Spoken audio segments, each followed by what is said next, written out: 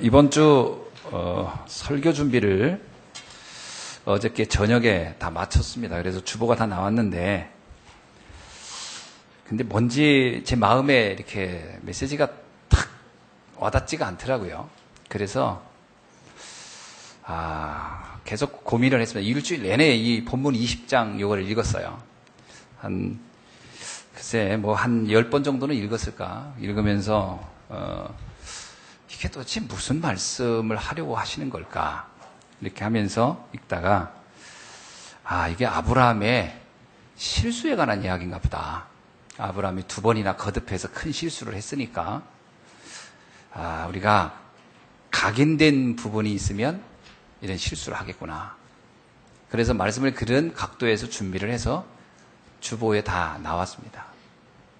근데 어저께 밤에 집에 들어가서 그때 한 2시쯤이나 1시쯤에 누워서 계속 하나님께 기도했어요. 하나님, 아무래도 그 20장을 제가 읽는데 그게 답이 아닌 것 같습니다.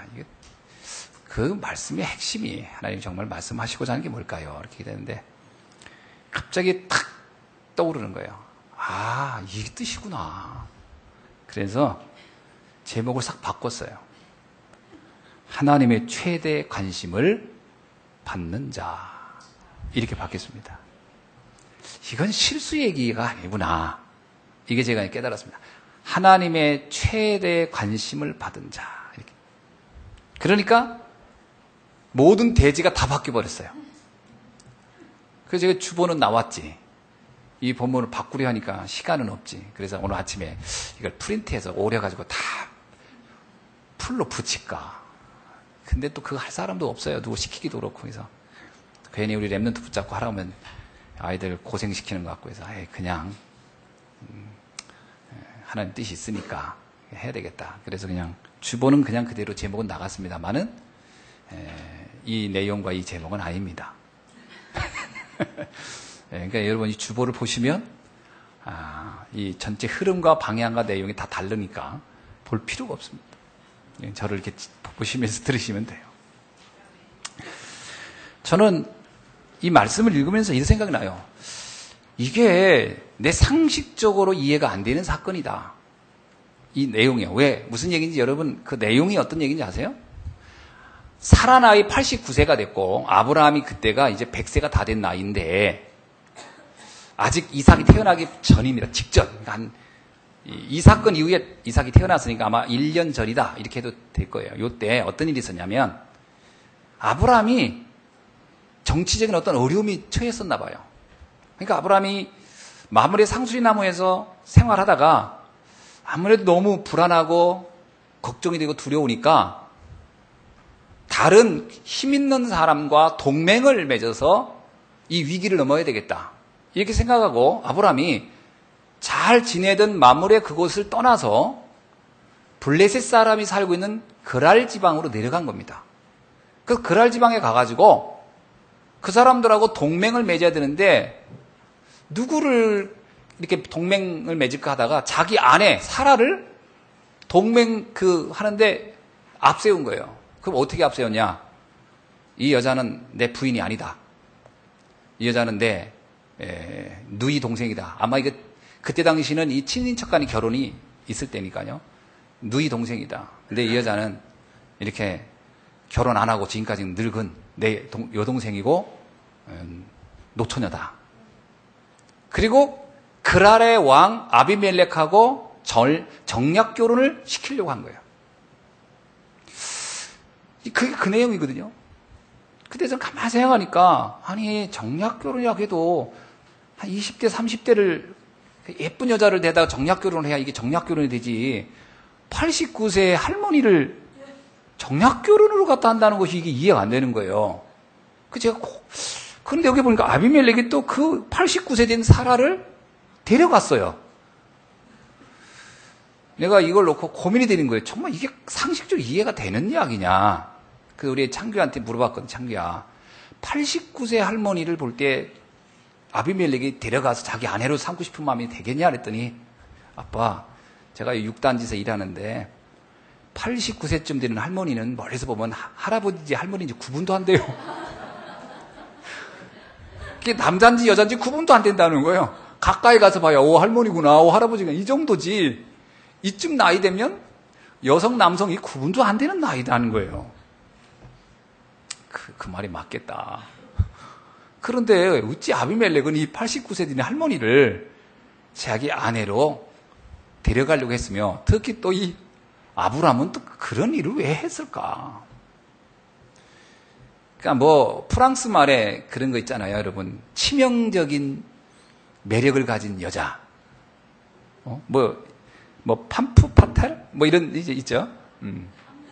예, 뭐 저기 그 팜프파텔이라는가 파텔이라는가. 그 사라가 그렇게 치명적인 매력을 가지고 있는데 그게 89세에도 그런 매력이 있었단 말이냐? 그건 아닌 것 같아요. 아무리 치명적인 매력이라도 89세까지는 그 치명적인 매력이 가능할까? 물론 모르겠어요. 우리가 이제 우리 여기 계신 우리 어르신들은 이제 잘 몸 관리만 하면 그러는지 모르겠지만 좀 그런 부분은 아닌 것 같다. 그러니까 여성적인 매력이나 어떤 뭐 그래서 데려갔다 이런 게 가능하겠나 이 생각은 안 들더라고요. 어쨌든 굉장히 어려운 내용이에요. 그래서 이 본문을 가지고 제가 참 해석이 어렵더라고요. 그러다 보니까 단지 그냥 아브라함의 실수. 근데 이 아브라함은요, 이게 24년 전에도 자기 부인을 이렇게 팔아가지고 또 이 생명을 부재하려고 했던 일들을 했었어요. 그러니까 이 아브라함은 이게 조금 우리가 좀 이렇게 우리 시각으로 보면 영적 문제가 이 부인을 이렇게 어떻게든지 누이로 이렇게 해가지고 자기 위기를 모면하려는 그런 스타일의 남자예요. 참 묘하죠. 자, 이제 그러다 제가 이사야서 55장 8절로 9절을 제가 이렇게 보니까 이런 말씀이 있어요. 우리가 하나님의 말씀을 우리의 상식으로 다 이해가 되겠냐 이거예요. 생각이 이해 안 되는 게 너무 많아요. 거기에 이런 얘기 있잖아요. 내 생각이 너의 생각과 다르고 내 길은 너의 길과 다르니라. 이는 여호와의 말씀이니라. 인간이 어떻게 하나님의 생각을 다 알 수 있으며 하나님이 가고자 하고 방향을 지시한 걸 우리가 다 알고 가겠느냐? 우린 잘 모르고 가는 거죠. 그죠? 성경에 보세요. 모세가 뭐 이스라엘 백성 보고 가서 문설주에 피 바르라. 이게 이해가 되는 얘기입니까? 그래서 성경은 사실은 어떤 논의나 설득이나 이해를 구하는 책이 아닙니다. 설교라는 말은 강단에서 목회자가 성도들을 설득한다는 의미 있어요. 설교. 근데 설교는 아닙니다. 메시지입니다. 하나님의 말씀을 그냥 선포해버리는 거거든요. 그러면 성도는 뭐냐? 그 말씀에 순종하는 거예요. 그러니까 어떤 분들이 세상적인 방식을 갖다 교회에다 적용하는 경우가 있어요. 교회에서 그래도 의논을 해야 될 거 아니냐. 하나님의 사역은 의논을 대상이 아닙니다. 아니 노아가 방주 만드는데 의논해서 보세요. 그게 가당키나 한 건가? 누가 그걸 동의했겠어요? 아무도 그거 동의 안 합니다. 그냥 하는 겁니다. 하나님의 뜻 그러면 아멘 하고 가는 거지. 그걸 뭐 붙잡고 뭐 이거 이렇다 저렇다 설득이 안 돼요. 왜 설득이 안 될 수밖에 없는 이유는 우리가 가지고 있는 경험과 지식이 이미 있기 때문에 그 생각을 가지고 하나님 말씀을 비춰보면 이해 안 되는 게 너무 많아요.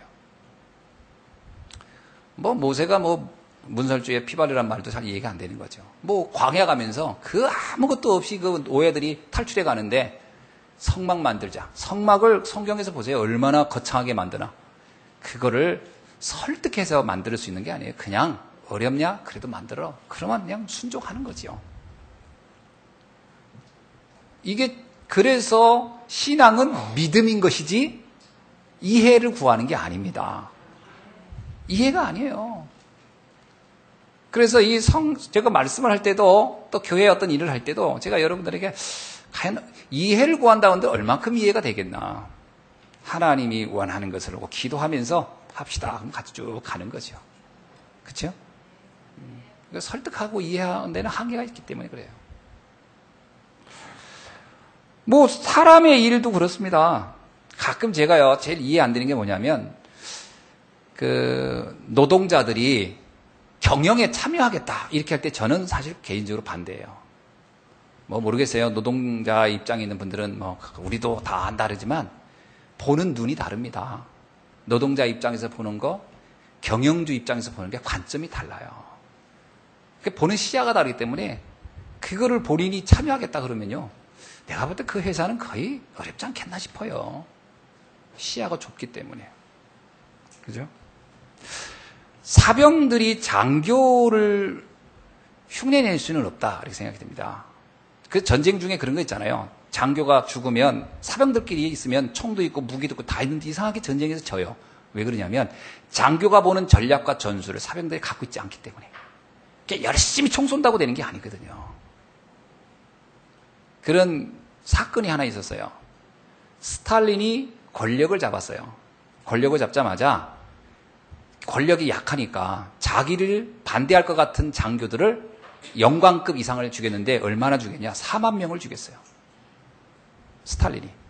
그래서 붉은 군대 안에 흔히 말하면 전쟁의 경험이 있는 지도자, 군인이 거의 남아있지 않았어요. 다 죽여버렸어요, 스탈린이. 그리고 초급 장교는 몇 프로를 주겠냐? 기록에 보니까 45%를 죽여버렸어요. 그러니까 이 스탈린은 이제 자기 혼자 나라를 다 통치하겠다는 거. 군대도 이제 장교가 필요 없어. 내가 탈한다며. 그런데 요거를 누가 알았냐? 히틀러가 알았어요. 그 히틀러가 원래는 러시아를 침공할 생각이 없다가 스탈린이 장교들을 다 죽였다는 얘기를 듣고 이때다. 그래서 히틀러가 언제야? 1941년에 바르사바라는 전략을 세우고 침공하기 시작합니다. 그래서 러시아 침공이 시작된 거예요. 초기에 어떻게 되냐? 그 붉은 군대가 속수무책으로 다 망했어요. 왜 졌냐? 장교가 한 명도 없는 거예요. 그러니까 사병들끼리 나가 싸우니까 이게 전략 전술이 없으니까 전쟁이 안 되는 거예요. 그러니까 가면 그냥 이 러시아 군인은 그냥 뭐라고 합니까? 그냥 이렇게 추풍낙엽인 게 그냥 사병들이 가면 그냥 다 죽는 거예요. 장교가 없으니까. 그때 스탈린이 깨달은 거예요. 아하, 이 장교, 이 지도자가 이렇게 중요한 거구나. 그래가지고 그냥 그 교수들, 이렇게 지식인들을 막 다 불러내가지고 급속도로 1년, 2년, 3년 이렇게 가르쳐야 할 것을 그냥 몇 달에 그냥 속성으로 가르쳐서 전선에 내보낸 거. 그 장교들 중에 총 한 번도 안 쏜 사람들도 막 나간 거죠. 그런데 신기하게죠. 전선이 역전되기 시작해요. 왜? 장교가 가니까. 전략과 전술을 아는 사람이 가기 시작하면서 전쟁의 판도는 바뀌기 시작. 그래서 이긴 겁니다. 그러니까 우리가 이게 세상의 이치도 그렇습니다. 이게 그죠? 그런 걸 우리가 이해하면 시야가 하물며 우리가 하나님의 하는 사역을 이해하고 간다? 사실 쉽지 않습니다. 아멘. 제가 왜 이 말씀하느냐? 여러분 신앙생활 할 때 잘 이해가 안 된다고 해서 이럴 때가 있거든. 그럼 자꾸 나도 모르게 불신앙이 생겨요. 불신앙이 생기는 이유가 뭐냐면 내 생각과 주장을 말씀보다 앞세워서 그렇습니다. 하나님의 말씀이 처음엔 이해가 안 될 때가 많지만 그 말씀이 선포된 게 하나님의 말씀이 맞다면 순종하기 시작할 때부터 역사는 일어나기 시작합니다. 성경이 그런 경우가 가득 차 있어요. 그래서 예수님도 그러잖아요. 내가 믿음을 보겠노라. 너희의 지식을, 이해를, 경험을 보겠다고 하지 않고 나는 너희의 믿음을 보겠노라. 그렇습니다. 정말 그래서 믿음은 순종을 전제한 거죠. 하나님의 말씀 앞에 순종하기가 쉽지 않습니다. 그래서 우리의 경험이 많기 때문에. 그래서 창세기 3장에 뭐라죠? 나의 생각이 앞서게 되면 하나님이 안 보이기 시작해요. 그게 창세기 3장의 가장 큰 문제입니다. 그래서 나를 내려놓으라 이런 얘기를 많이 하죠. 구원에 관한 부분도 그래서 이해가 잘 안 될 때가 많은 거예요. 여러분, 우리가 이 구원이라고 하는 게 뭐냐라고 할 때 인간이 머리로 이해하는 세계의 구원은 뻔하잖아요. 좀 잘 살고 잘 먹고 건강하고 이런 거잖아요. 근데 성경은 그렇게 말 안 해요. 베드로전서 1장 9절에 믿음이 곧 영혼 구원이라. 영혼 구원이에요. 이것도 구원의 정확한 내용입니다. 그러니까 우리가 예수 믿고 건강하려한다. 예수 믿고 돈 벌려고 한다. 예수 믿고 출세. 그거는 구원의 내용이 아닙니다. 영혼이 구원받은 사람에게 나타나는 결과들이지. 그것이 구원의 핵심은 아니에요. 그러다 보니까 신앙생활 하면서도요, 구원을 그런 방향으로 딱 가지고 있는 사람은 신앙이 이상해지는 거거든요. 자기의 수준에서 구원을 이해하면 안 되고, 하나님이 말씀하고자 하는 영혼 구원. 그럼 영혼 구원이 왜 필요하냐? 인생의 모든 문제는 우리가 돈이 없어 오는 문제가 아니고요. 우리가 건강이 없어 오는 문제가 아니고, 이 땅의 진짜 문제는 하나님 떠난 데서 오는 문제이기 때문에 그렇습니다. 그 배후엔 사단의 존재가 있기 때문에 그래요. 하나님이라는 절대자의 보호를 떠났기 때문에 오는 문제가 인간의 가장 치명적 문제인 것을 성경은 말하고 있거든요. 그래서 그것을 깨달으라는 거예요. 거기에서 벗어나는 길이 구원이다. 이거는 영적인 세계가 이해되어야 이해되는 구원론이에요. 이게 육신적인 관점에서 구원론을 들게 되면요, 이게 구원론이 이게 굉장히 신비적으로 가거나 굉장히 기복적으로 가버리는 경향이죠. 솔직히 말하면 불교에서 석가 믿고 뭐 축복받으라 할 때 그 내용은 전부 다 육신적인 거예요. 우리의 이성적으로 상식적으로 이해되는 선에서의 복을 얘기하고 있어요. 신앙은 그렇지 않습니다. 복음은 그런 게 아니에요. 복음은 우리의 상식 이상의 세계를 얘기하고 있는 겁니다. 여러분, 내 가정의 문제, 내 환경의 문제, 내 현장의 문제들, 그 문제가 돈이 없어서도 아니고 내 정성이 부족해서도 아니고 내 인격이 부족해서도 아니고, 그 문제의 핵심은 어디에 있다? 하나님 떠난 데부터 시작된 것이다. 이게 쉽게 이해 안 되는 얘기거든요. 그 세계가 열려야 이해돼요. 그렇구나. 그럼 그 답도 그래서 이것도 굉장히 어려운 거예요. 그래서 답이 뭐냐? 착하게 열심히 바르게 성실하게 양심적으로 살아, 이 얘기를 하는 게 아니고 뭘 하라? 오직 하나님의 유일한 방법인 그리스도를 잡으라는 거예요. 그리스도의 이름의 능력 속에 들어가야 된다. 그게 참 이해하기가 참 어려워요. 그래서 베드로가 주는 그리스도시요 살아계신 하나님의 아들이십니다, 이 고백을 했을 때 예수님이 얼마나 그 베드로의 고백을 보고 충격을 받았냐면, 바요나 시몬아, 네가 복이 있구나. 이것을 알게 한 것은 사람들의 어떤 이론이나 지식이나 경험이 아니다. 이 땅의 어떤 혈육이 알 수 있게 한 게 아니고 아버지께서 너에게 은혜를 줘서 네가 알게 됐구나. 그렇죠? 그건 영적인 눈이 열려야 하는 거예요. 우리가 그래서요, 우리의 믿음은 세상적인 지식을 아무리 쌓아도 믿음은 안 사는 거예요. 안 생깁니다. 절대 안 생겨요. 오직 하나님의 말씀, 특히 복음의 말씀을 듣는 그 현장이 있을 때만, 그리고 하나님의 은혜가 임할 때만이 사실은 이 영적 세계의 눈이 열리기 시작하고요, 우리의 인생에 큰 운명적 변화가 시작되는 줄로 믿습니다.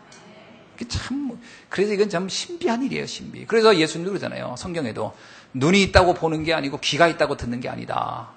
그러니까 하나님이 열어줘야 되는 거죠. 요한복음 6장 44절 63절에서는 예수님이 한 얘기예요. 아버지께서 너희를 내게로 이끌어 준 사람들만 내가 누군지 알 것이다. 그러니까 우리가 예수가 그리스도라고, 지금 여러분, 우리 2000년 전 예수님이 십자가에 죽으신 그분을 여러분 중에 본 사람이 있어요? 예수님을 만나본 사람이 있어요? 우리는 실제로 보고 믿는 게 아니잖아요. 그래서 사실 예수님하고 같이 다녔던 사도들이 믿었던 믿음보다 여러분 믿음이 훨씬 좋은 거예요. 안 그런 것 같아요? 그때 그 사도들은 물고기 잡는 것도 봐왔고요, 죽은 나사로 살리는 것도 봤고, 무리를 걷는 것도 봤고, 폭풍을 잠잠케 하는 것도 봤고, 많이 봤어. 보니까 이분이 그것도 흔들려가지고 나중에 뭐 도망도 가고 그랬는데, 우리는 한 번도 본 적이 없어. 다 성경을 통해 들은 얘기밖에 없어. 그런데 어떻게 이렇게 믿음이 좋습니까? 그래서 예수님이 그러잖아요. 보고 믿는 자보다 보지 않고 믿는 자가 더 복되다. 그러니까 우리들 두고 한 얘기인 것 같아요. 할렐루야.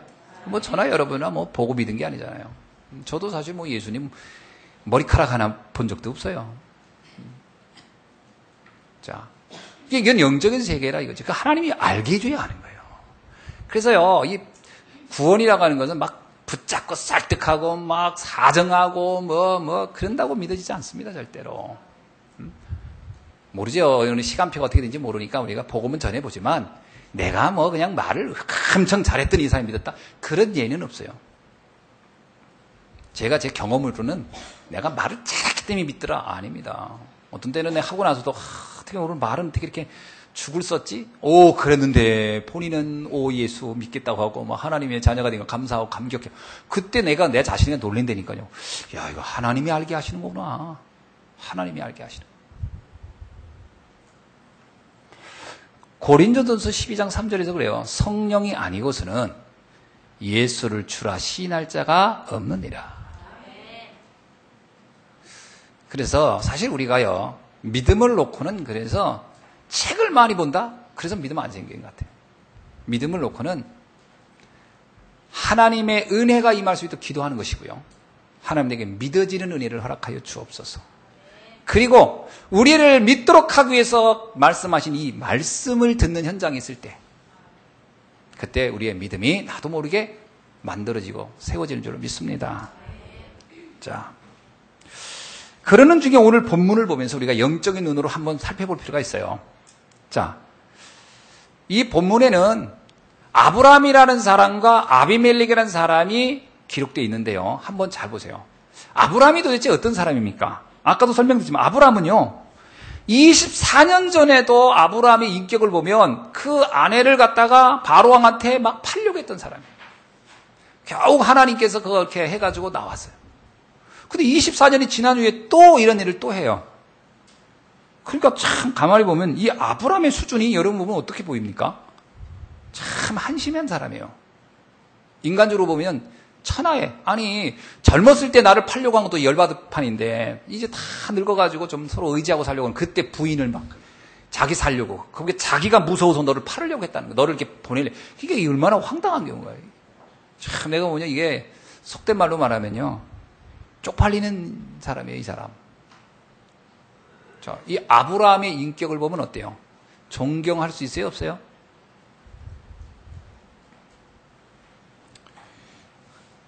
제 말을 듣고는 계신 거죠?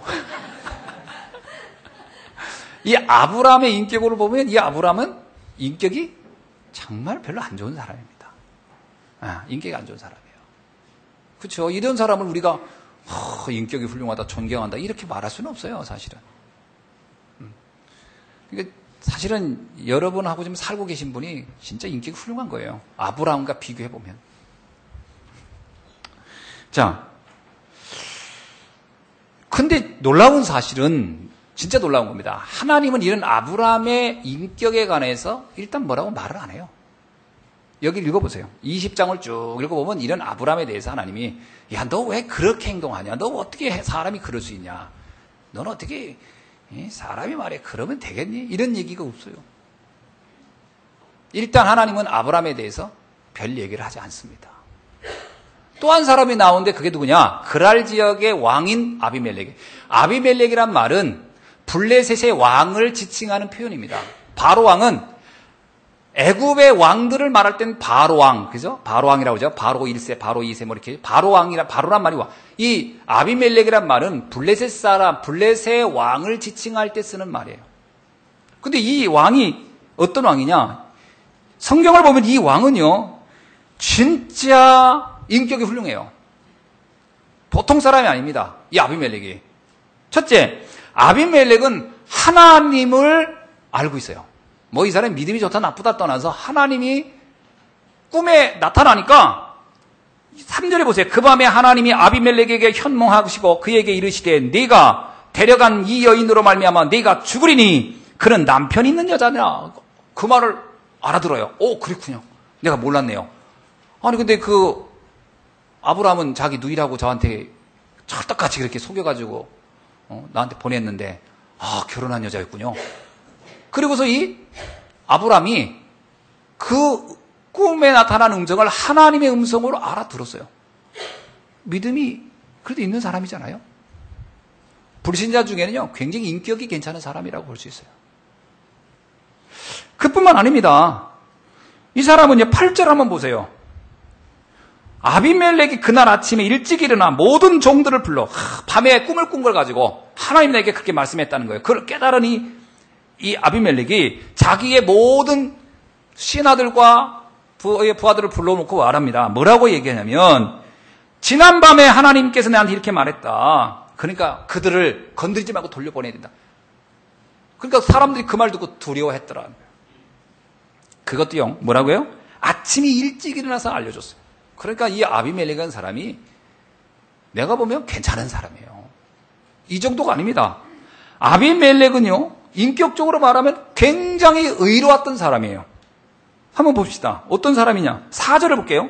아비멜렉이 그 여인을 가까이 하지 아니하였으므로 밤에 꿈에 그렇게 나타나니까 이 아비멜렉은요, 사라 옆에 가지를 않았어요. 그리고 뭐라고 하냐면 그가 대답하되 주여 주께서 의로운 백성도 멸하시나이까?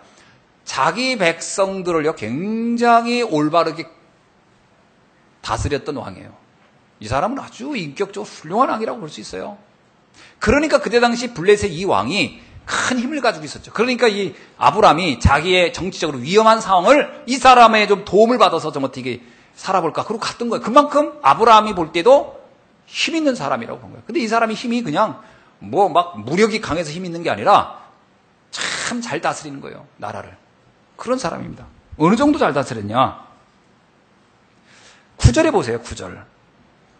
아비멜렉이 아브람에게 불러 그에게 이르되 네가 어찌하여 우리에게 이렇게 하였느냐? 내가 무슨 죄를 네게 범하게 했기에 네가 나와 내 나라의 큰 죄에 빠질 뻔했구나. 네가 합당하지 않은 일을 내게 하여. 우리가 잘못하면 큰 실수를 하고 큰 죄를 지을 뻔했다 이거야. 이게 아브람이 이렇게 굉장히 말이에요. 인격적으로 훌륭한 사람이에요. 아비멜렉의 그 양심적인 인격적인 것은 더 놀라운 일이 또 나옵니다. 뭐라고 나오냐? 한번 보세요. 5절에 보세요. 뭐라고 나오죠? 나는 온전한 마음과 깨끗한 손으로 지금까지 살아왔다.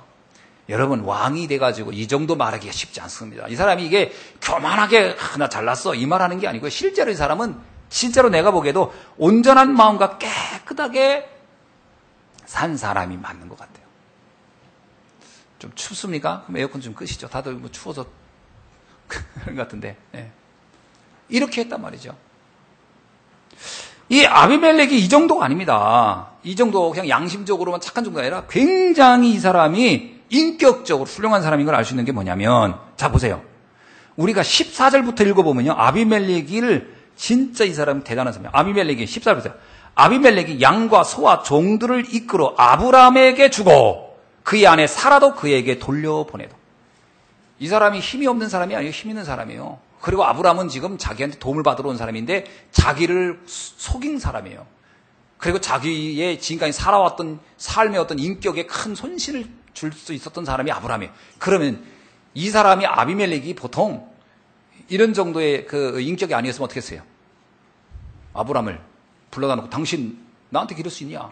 막 야단쳤거나 당신 돌아가라! 야단쳤. 근데 뭐라고 하냐면요? 그게 아닙니다. 양과 염소와 종들을 주면서 돌아가라. 그러면서 더 놀라운 것은요, 15절입니다. 아브람에게 이르되 내 땅에 네 앞에 있으니, 내 땅이 네 앞에 있으니 네가 보기에 좋은 대로 이곳에서 거주하라. 훌륭한 사람이죠. 더 인격적인 건 16절입니다. 사라에게 이르되 내가 오늘 은 1000개를 네 오라비에게, 누굽니까 오라비가? 아브람에게 주겠다. 왜? 내가 당신에게 수치를 범한 일이 있다면, 혹시 내가 당신을 데려다가 내가 이렇게 했던 것 때문에 당신 혹시 마음에 상처가 된 게 있냐? 혹시 좀 부끄러운 일 당했을지 모르니까 내가 보상해 주겠다. 그래서 은 1000을 주겠다. 여러분 생각이 어떻습니까? 자, 이제 물어볼게요. 아브람과 아비멜렉, 어떤 사람이 여러분 볼 때 더 훌륭하고 대단한 사람 보입니까? 신앙생활은 모름지기 이렇게 해야 돼. 모델을 삼으라면 누구를 뽑겠습니까? 우리는 거의 아브람을 뽑겠습니까? 아이고, 그게 무슨 신앙이냐, 그게. 이러겠지. 아비멜렉을, 훌륭하다, 훌륭해. 저렇게, 좀 신앙인은 저래야지. 그러겠죠? 이게요, 우리가 가지고 있는 신앙관이 그렇다는 거죠. 자칫 잘못하면. 그러면 우리 보고 악하게 살란 말입니까? 그 얘기는 아니에요. 이 성경에 이걸 기록했을 때 의도한 바가 뭐겠습니까? 하나님이 정말 뭐에 관심이 있는가 하는데, 놀라운 사실은 하나님은요, 아비멜렉의 인품에 관해서 한 번도 감동하거나 그것이 대단하다라고 말하지 않아요. 아비멜렉의 인품에 대해서 별 얘기가 없어요. 그리고 뭐냐면 네가 아브람에게 끼칠 뻔했던 그 실수에 관해서만 막 경고를 합니다. 뭐라고요? 어떻게 경고합니까? 3절에 보세요. 네가 데려간 그 여자는 남편이 있다. 그 여자를 만약에 데려갔다면 어떡한다? 내가 너를 죽이려고 했다. 또요. 7절에 뭐라고 합니까? 그 여자를 돌려보내지 않으면 뭐라고요? 너와 네게 속한 자를 내가 다 죽이려고 했다. 도대체 아비멜렉이 잘못한 게 뭐 있다고? 아비멜렉은 잘못한 거 하나도 없어요. 인간적으로 보면. 근데 하나님은 아비멜렉의 인격에 대해서 별로 관심이 없어요. 참 신기하죠. 그래서 제가 이걸 읽으면서 어렵더라고요. 도대체 하나님의 관심은 뭔가? 그럼 우리 보고 막 함부로 살고 막 대충 살아도 된단 말인가? 그 얘기를 하려는 거 아닙니까? 그렇게 성경을 그런 수준으로 해석하면 곤란하고요. 여기서는 하나님이 정말 관심 갖고자 하는 게 뭔지를 말하려고 하는 겁니다. 하나님은 아브라함의 실수에 관해서도 말하지 않아요. 신기한 게 그거예요. 아브라함이 이 정도 했으면 여러분이 하나님 같았으면 뭐라고 했어요? 아브라함 불러놓고 야, 내 얼굴 좀 생각해라. 네가 어찌 신앙인이 그럴 수 있냐? 그러면서 막 뭐라고 했겠지. 근데 하나님은 아브라함에 대해서도 한마디도 하지 않아요. 아브라함의 실수, 그걸 그렇게 중요하게 여기지 않는 거예요. 여러분, 제가 한번 그런 얘기 안 했습니까? 외국에서 비행기 타고 쫙 들어오는데 이제 이게 김포공항으로 내리는데요. 낮에 이렇게 오니까 이렇게 도시 서울 이렇게 인천으로 해서 이렇게 이제 오니까 도시가 다 보이더라고. 근데 위에서 보니까 높은 빌딩, 작은 건물 차별이 없어요. 위에서 보면 다 똑같이 성냥갑이야. 지나가는 차도 저게 대형 버스인지 저게 소형차인지 저게 에쿠스인지 저게 티콘인지 구분이 없어. 그냥 조그만 점 하나가 가면 저게 차구나. 비행기에서 보면 별게 아니에요. 다 똑같은 집이고 차고 차야. 하나님이 볼 때 인간의 인격, 하나님의 수준, 인간의 수준 별 차이 없다라는 거예요. 그러면 하나님은 도대체 아브라함의 어떤 면 때문에 하나님은 아브라함을 축복하고 지키시는가? 여기 보세요. 나중에요. 철저하게 아브라함을 보호합니다. 그죠? 어느 정도 보호했냐? 여기 보세요. 아비멜렉이 사라를 데리고 갔을 때 혹 사라가 아비멜렉 사이에서 혹시 임신이라도 할까봐 잘못하면 그래서 하나님이 뭐냐면 아비멜렉의 모든 아내와 모든 여종들의 태를 다 닫아버렸다 이렇게 나와요. 그 집안에 그 나라에는 임신한 여자가 하나도 없었어요. 사라가 가 있는 동안에는. 하나님이 그만큼 아브람과 사라를 보호한 거예요. 이해됩니까? 그래서 사라가 아비멜렉 품에서 떠나오는 날 뭐라고 나와요? 17절에 하나님이 아비멜렉과 그의 아내와 여종을 치료하사 출산하게 되었느니라. 그때 태를 그때 열어주셨어요. 야, 어떻게 이렇게 하나님은 철저하게 아브람과 사라를 중심으로 모든 역사를 했을까? 그 이유가 뭘까? 성경에 답이 나와요. 7절에 있습니다. 자, 다 같이 읽어봅시다. 시작. 이제 그 사람의 아내를 돌려보내라. 그는 선지자라. 아멘. 그는 선지자라. 이게 아브라함이 하나님의 축복을 받고 하나님의 보호를 받게 된 결정적인 이유였어요.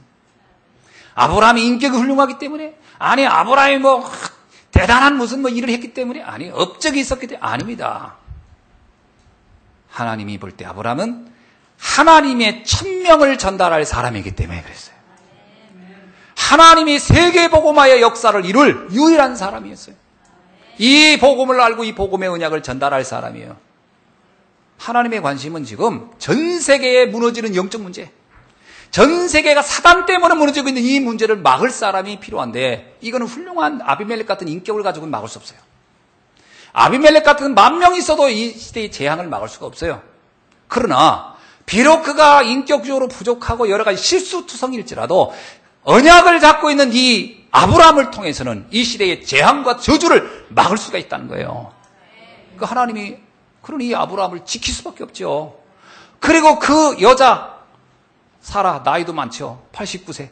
그러나 그 여자의 몸에 나오는 이삭은 그 언약을 이을 또 다른 다음 세대예요.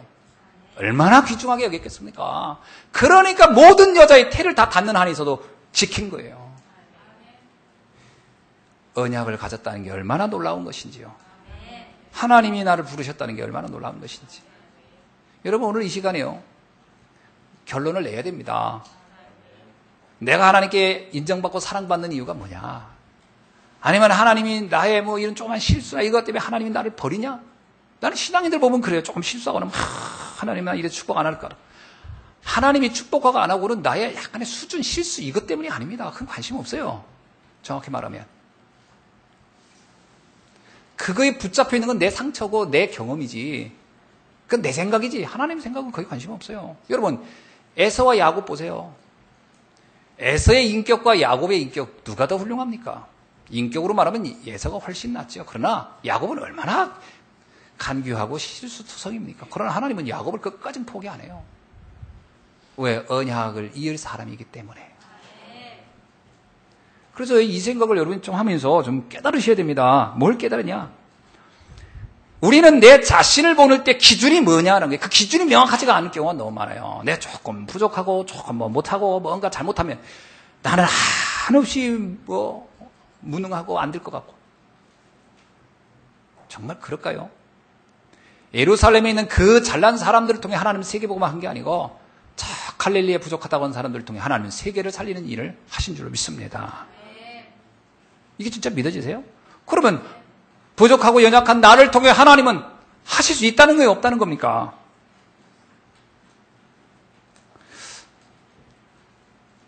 제 메시지 듣고는 있죠?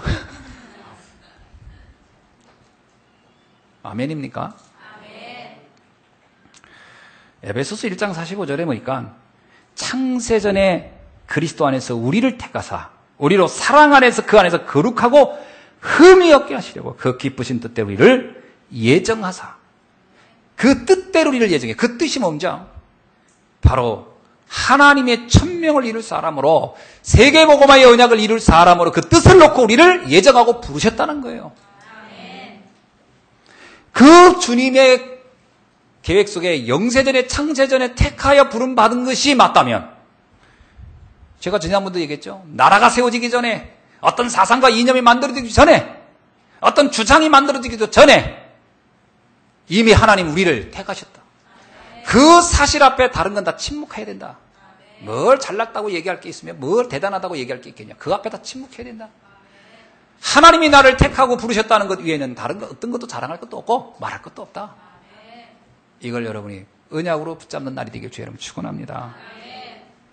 하나님 우리를 처음부터요, 세계를 살릴 사람으로, 세계의 재앙을 막을 사람으로 우리를 부르신 줄로 믿습니다. 누가 선지자입니까? 그러면 아브라함은 선지자라서는 좋겠다. 아닙니다.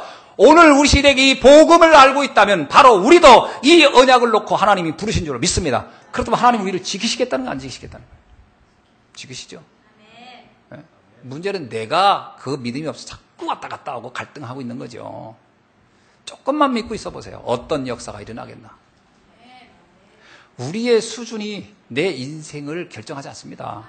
하나님의 능력이 내 인생을 결정해요. 이게 안 믿어지니까 매일 갈등하고 매일 고민하고 매일 짜증내고 매일 흔들리고 갈등. 그렇게 평생을 살면 어떻게 되겠습니까? 저는 아브라함에게 이 사건을 겪으면서 깨달으라 한 것 같아요. 내가 너를 얼마나 사랑하며 내가 너를 얼마나 보호하고 내가 너를 얼마나 필요하는지 너는 알고 있냐? 아브라함이 이 사건 이후에요, 나중에 보면 이런 일을 다시는 안 합니다. 이제 깨달은 거지. 하나님이 나를 너무나 사랑하는구나. 이게 좀 체험돼야 됩니다. 아멘. 거의 상처가 체험돼 있어요. 거의 상처, 과거에 부족했던 거, 안 됐던 거, 이런 것만 상처 체험돼가지고 뭔 얘기하면 눈물만 질질질 흘리고 있고, 그냥 과거에 상처만 받고 있고, 비교의식, 열등감, 그 뭐라 하면 뭐 거기에 대해서 막 흔들리고. 그러니까 정말 천명을 이룰 수 있는 사람인데 그걸 다 땅에다 묻어놓고 있다는 거예요. 여러분, 우리가 지금 갈등한다, 흔들린다, 사치입니다. 어리석은 거예요. 나를 통해 어마어마한 하나님이 역사를 하려고 하는데 그 맛도 못 보고 그 변두리에서 그러면 되겠습니까? 오늘 결단하는 날이 되길 주의 이름으로 축원합니다. 그래, 하나님 나를 세계의 재앙을 막을 사람으로 부르셨구나. 신명기 33장 29절에 이런 말씀이 있어요. 이스라엘아, 너는 행복한 사람이로라. 여러분, 여기서 이스라엘이라는 얘기는 뭐예요? 택함 받은 자들아, 이런 뜻이거든요. 하나님께 택함 받은 자들아, 너는 행복자로다. 여러분이 하나님이 나를 영세전에 창세전에 예정했다, 부르셔서 나를 택했다는 사실 하나만으로도 여러분은 행복이 넘쳐나야 정상입니다. 뭐 좀 되는 행복하고 뭐 좀 안 되면 낙심하고, 그건 아직 구원의 맛을 못 봤다는 얘기예요. 구원을 머리로 이해했다고 해서 맛본 게 아닙니다. 제가 이렇게 보면 어떤 때 답답할 때가 있어요. 저 말도 안 되는 생각의 틀에, 그게 막 생각 감옥에 딱 갇혀가지고 자기 수준 이상을 절대 벗어나지 못하고 딱 그 안에 있으면서 그게 다인 줄 알고 너무 답답한 거예요. 그거 보면 저걸 그냥 확 깨주고 싶은데 그냥 이게 깨지나 본인이 깨야지. 또 어떤 때 말하기도 어려워요. 시험 들까봐. 시험이 아니거든요. 안타까워서 하는 얘기거든요. 어떤 때는 좀 충격요법도 쓰고 어떤 때는 좀 부탁도 하고 막 그러는데 잘 못 알아듣는 때가 너무 많은 것 같아요. 여러분, 이해를 잘 하셔야 됩니다. 하나님은 우리를 이 땅 지구 최고의 가치 있는 사람으로 처음부터 우리를 부르시고 택한 줄로 믿습니다. 그 제목이 뭐예요? 따라합시다. 하나님의 최대 관심을 받은 자. 누구? 나. 아멘? 우리 집사님 잘하네. 나. 자, 다시 한번 제가 할 테니 여러분 따라해주세요.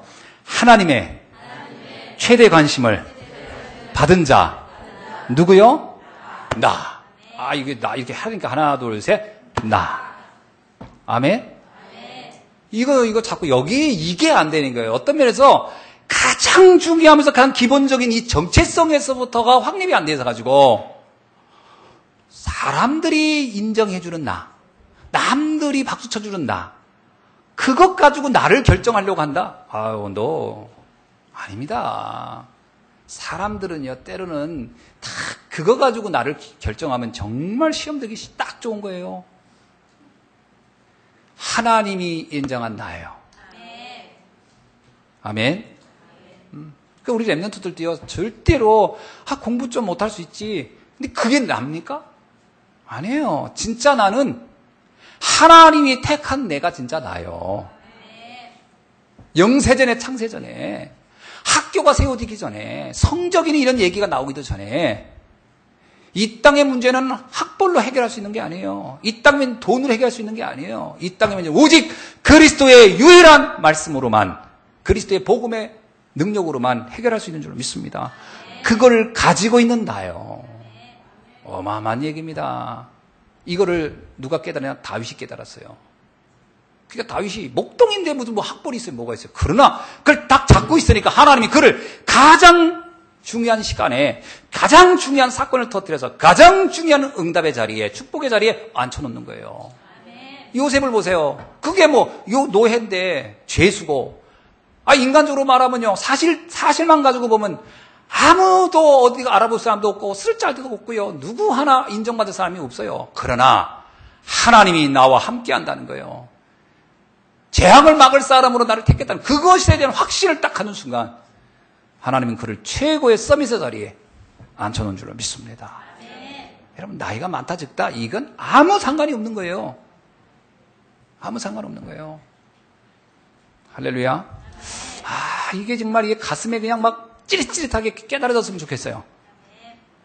막 그래가지고 막 코끝이 찌끗하고 눈물이 착 나오고 뒷골이 막 머리가 슬 정도로 감격스러웠으면 좋겠어요. 이런 얘기 들어도 그냥 에이 하고 이렇게 하면 그러진 않겠지만 혹시 그럴까봐 걱정되는 거예요.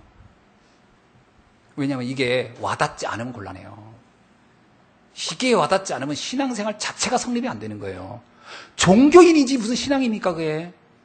그냥 사람들한테 잘 보이는 거. 그건 아비멜렉 같이 신앙생활을 하면 어떻게 되겠어요.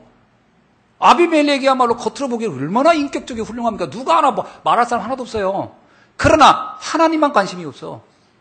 사람은 다 박수치는 사람인데 문제는 하나님이 그 사람에 관심이 없는 거예요. 왜? 그는 마음에 뭐가 없다? 천명이 없는 사람이에요. 선지자로 부름받은 사람이 아니란 말이에요. 아비멜렉은 그런데 관심이 없는 사람이에요. 아비멜렉은 오로지 사람과의 관계만 관심 있는 사람이에요. 그 사람은 하나님이 관심 없습니다. 진짜 관심 어디에 있어야 돼? 하나님이 나를 부르신 이유가 깨달아져야 돼. 저와 여러분이 뭐 때문에 이곳에 있습니까? 훌륭한 인격을 쌓으려고 왔습니까? 아닙니다. 그렇잖아요. 학교 가서 더욱 훌륭한 선생님들 많은데요. 제가 언제 뭐 인격 얘기합니까? 여기 온 이유는 이 땅의 가장 중요한 문제를 해결할 하나님이 가장 관심을 받을 전도자의 축복을 발견하고 누리도록 하기 위해서 오늘 이곳에 온 줄로 믿습니다. 여기 와 있다는 것 자체가요, 이미 그 축복의 대열 속에 있는 사람이에요. 그래서 제가 랩런트들한테도 좀 물어보고 싶더라고요. 너는 어떤 사람인 것 같냐? 너는 어떤 마음을 가지고 지금 있었냐? 내가 불쑥 실수하고 부족하고 연약해도 저는 아브라함입니다. 이렇게 나와야 돼요. 아닙니다. 전 아멜렉같이 살려고 했었어요. 곤란해요. 그러면 부족할 수 있고 연약할 수 있으면 하나님의 능력을 믿는 여러분들에게 주의 이름으로 축원합니다. 자, 말씀을 맺습니다. 지금부터 하나님 우리를 통해서 이 시대의 흑암의 문화를 바꿀 빛의 문화를 가지고 세계 살리는 3단체를 살리고 그러면서 교회를 살리고 전도자를 살리고 그리고 후대를 살리는 미션을 감당할 수 있도록 우리를 부르신 줄로 믿습니다. 이게 여러분의 마음속에 고동쳐야 돼요. 그때 하나님은 그 그릇 위에 그 중심 위에 여기 나옵니다. 22절 보세요. 21장 22절. 아비멜렉이 아브라함에게 뭐라고 얘기하나? 이 아비멜렉이 아브라함의 이 모습을 보고 깨달은 거예요. 아, 저 사람은 저런 사람이구나. 보세요. 시작. 그때 아비멜렉과 그 군대 장관 비골이 아브라함에게 말하여 이르되 시작. 네가 무슨 일을 하든지 하나님이 너와 함께 계시도다. 아멘. 무슨 일을 하든지 그게 여러분의 정체성입니다. 그 응답받고 누리기를 주의 이름으로 축원합니다. 기도하겠습니다. 하나님 감사합니다. 오늘 이 시간 아브라함에 통하여 말씀하시고자 하는 하나님의 음성이 오늘 나를 위하여 주신 말씀으로 믿습니다. 하나님 이 말씀을 언약으로 굳게 붙잡고 승리하게 하옵소서. 그리스도 되신 예수님의 이름으로 기도하옵나이다. 아멘.